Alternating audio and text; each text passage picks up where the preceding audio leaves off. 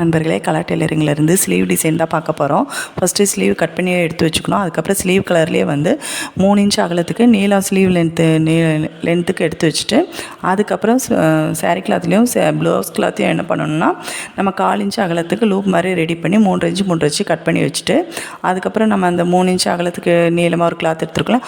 அதில் வந்து கிராஸாக மடக்கிட்டு அதை வந்து நம்ம ஃபஸ்ட்டு சாரீ கிளாத்து கிராஸாக வைக்கணும். அதுக்கப்புறம் ப்ளவுஸ் கிளாத்து அப்படி அடுத்தடுத்த கலர் வந்து கிராஸாக வச்சுட்டு எண்டு வரைக்குமே வந்து சின்ன சின்னதாகவும் கேப் இல்லாத அளவுக்கு நம்ம வச்சு ஃபினிஷ் பண்ணிவிட்டு எக்ஸ்ட்ரா இருக்கிற பிசரெல்லாம் கட் பண்ணிவிட்டு, அதுக்கப்புறம் ஸ்லீவோட சென்டர் பாயிண்டில் வச்சு அடித்து பிசர் தெரியாமல் மேலே எஜ்ஜி தையல் போட்டு அடித்து மேலே எஜ்ஜி தையல் போட்டு எடுத்து வச்சுக்கணும்.